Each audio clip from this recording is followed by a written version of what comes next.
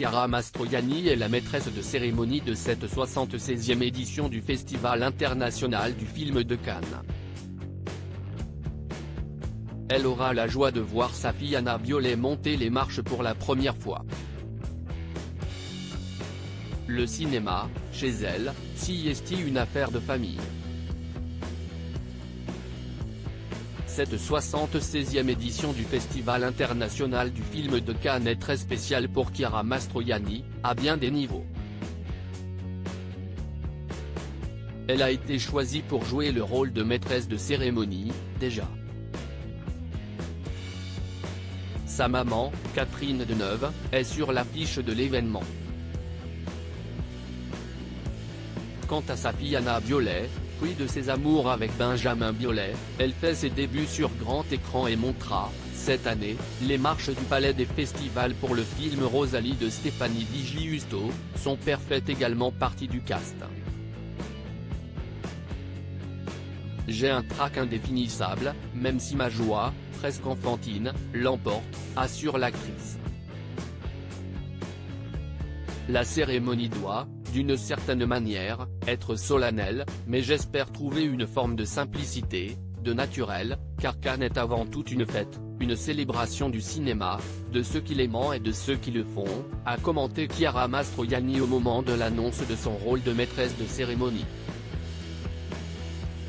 Elle a effectivement une jolie histoire avec le Festival de Cannes, tout comme sa maman Catherine Deneuve avant elle.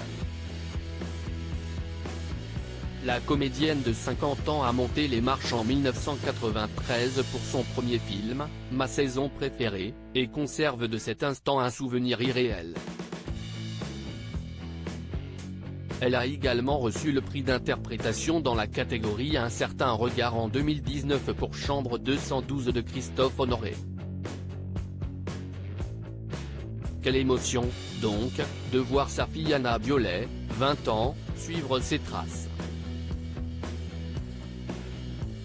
Elle a l'âge que j'avais pour ma première montée. C'est assez fou, explique Chiara Mastroianni dans les pages du magazine Madame Figaro. J'aimerais voir le film à Cannes, c'est son premier rôle au cinéma. Beaucoup d'acteurs espèrent que leurs enfants n'emprunteront pas cette voie. Pas moi.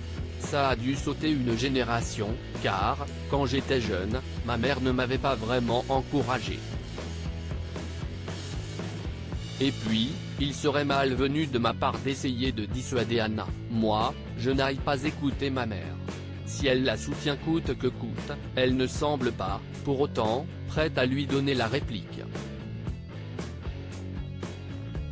Je préfère lui laisser tracer sa route en solo d'abord, conclut-elle. Mais pourquoi pas, un jour. Retrouvez l'interview de Chiara Mastroianni dans le magazine Madame Figaro du 12 mai 2023.